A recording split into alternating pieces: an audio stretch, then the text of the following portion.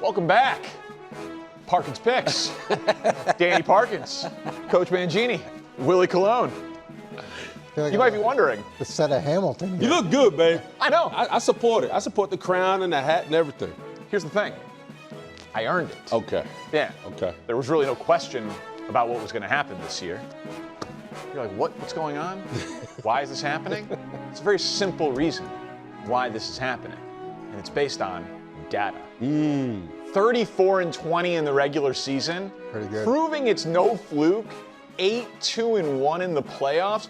But I thought you picked the Chiefs in the Super Bowl. Yeah, but I hit the total and the prop. So even when I was on the wrong side of the Super Bowl, I still had a winning Super Bowl. 65.3%. Talk to him. I mean, Nick's 62% was adorable, and we don't even talk about what Colin Cowherd did. Yikes! Blazing 5. But it's a new year. Not going to rest on our laurels. Going to get back to our winning ways. Up first, the Indianapolis Colts, -1.5 against the Miami Dolphins. People are talking about the Colts like they're awful. They've won 8 and 9 games the last 2 years with Anthony Richardson and Gardner Minshew.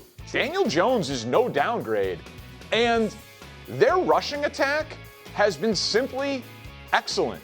Last year, they were a top 8 running team with bad quarterback play, and Daniel Jones is a good running quarterback, and they return all of their offensive linemen from last year, and the Miami Dolphins lose 4 of their top 5 tacklers from last year. And frankly, the vibes around the Dolphins are objectively bad. Are they going to fire the coach? Are they going to fire the general manager? Does the receiver want to be there? Is their quarterback able to stay healthy? Can they win in the cold? Not that this game will be in the cold, but still, there's a lot of questions around the big picture Dolphins. I would say way more so than the Colts. Jonathan Taylor's getting into the end zone. I love the Colts in this game. Next up, wrong team favorite alert. Texans +3 against the Rams. This is a terrible matchup week 1 for Matt Stafford and the Los Angeles Rams because, quite simply, the Texans have the best pass rush duo in the NFL. They are going to get after you. 3rd in sacks, 2nd in pressure percentage, 4th in sack percentage. Almost half their games, they had 4 or more sacks. Well, the Rams were 1-7 in games last year where they allowed 3 sacks or more. And even if you didn't get home and you didn't bring down Matt Stafford, he was terrible last year when under pressure. A bottom 5 quarterback in the league merely when pressured. They've got depth, they say, on the Rams offensive line. I don't know that they've got a lot of skill. They certainly have questions up the middle with Coleman Shelton at center. I think Houston is going to make Matt Stafford 37 years old, bad back, limited mobility, no more Cooper Kupp there for the quick outlets.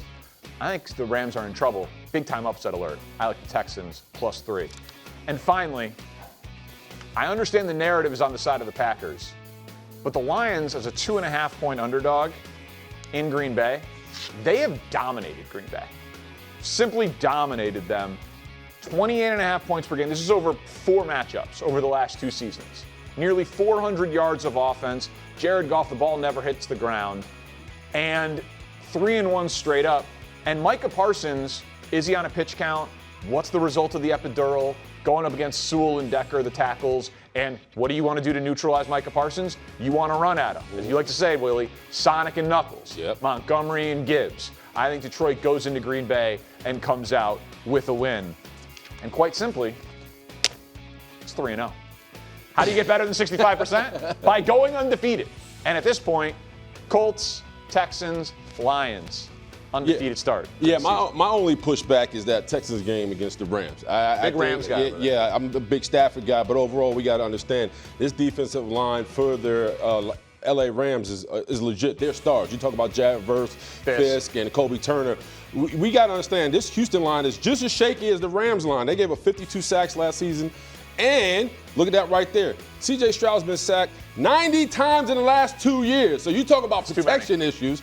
That's a lot right there. And you talk about, well, how they're going to control Danielle Hunter and Will Hunter. Well, quicks, play action, quick outs. The big third down answer for the Rams right now will be Devontae Adams. You know Puka's he's going to punish single high. So I'm not worried about the Rams in total. I think this defensive line for the Rams is going to be too much, especially for a Houston offensive line that's reshuffling. They lack Larry Tunsil. Coach, I know you agree with me. Yeah, you know, I was telling you a little bit earlier, my niece's boyfriend told me that he always goes with Danny's picks. And Smart man. He made a lot of money last year It's hot in here. by going with Danny. And I had warned him to stay away from Nick's picks anyways. So it's hard for me to disagree with any of the selections that you have. And no, the Detroit one is really intriguing me because I like Johnny Morton a lot, who's the new offensive coordinator in Detroit. And I think that the big struggle they're going to have is replacing both those coordinators. And we saw it work really well in Philadelphia, but typically replacing two coordinators doesn't work out very well. True. So it's going to, for me, to see how those guys fit in with the system that was in place and whether or not that Detroit identity that we've been so used to seeing for quite a while now is really the same identity that they bring into Green Bay, or whether there's a little bit of some growing pains. You throw in the Micah Parsons element, granted you can run at him, but you also have to try to figure out where he's going to be. Green Bay doesn't even really know where he's going to be yet.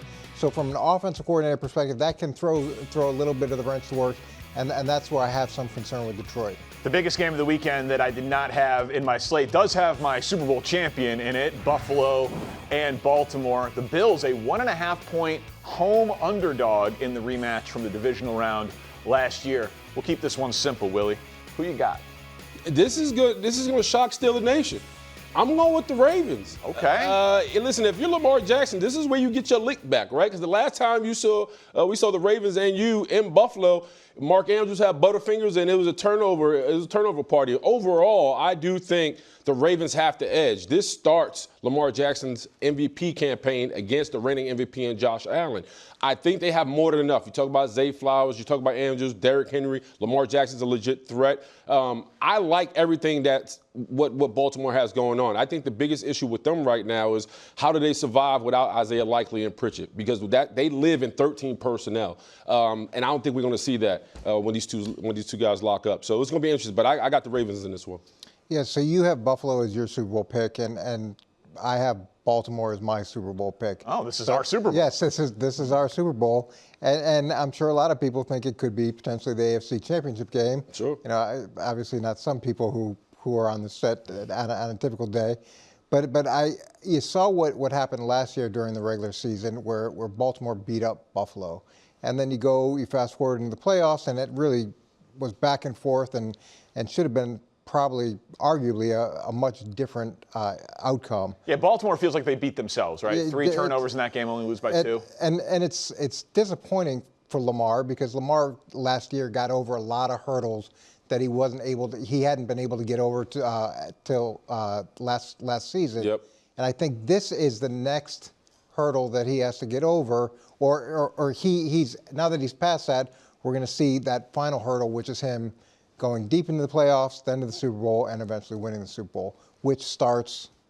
So I think for this regular season game, it's a coin flip why I didn't include it in Parkins' picks. I do trust Buffalo in January more. I also, though, just think it's bigger for Baltimore. By far. Because they have to avenge the playoff game from last year. They won in the regular season, but they didn't have, that game was in Buffalo, so it didn't matter for the seeding. It didn't get Lamar the MVP. And I would imagine there is some sort of mental hurdle of, we can't beat these teams in January. We can't beat the Bills in January. We can't beat the Chiefs in January. And I know this game, objectively, not in January, but you need to stack wins if you're Baltimore to convince yourselves that you can beat these But not teams. even that, Danny. You talk about the month of September. They got the Chiefs and the Lions down the road, right? So you have an opportunity to gain some confidence and really put the NFL on notice, like, hey, we're legit and we're going for this thing this year. If you're able to beat Buffalo in Buffalo and then look forward to the Lions and Chiefs down the road, I mean, those are 3 tough outfits, especially in the month of September. And I'll say this, too. We don't do overs or unders, like total points scored. I think a lot of points in this game. I think Baltimore. Really? Yeah, I think Baltimore will be able to pass on Buffalo's secondary, and Buffalo proved last year they can run on Baltimore. So I think both teams are going to move the ball in this game. High scoring game, coin flip for the outcome. Seeing the NFL very clearly. Thanks for watching. Subscribe here to get more from the show and to check out clips from other shows on FS1.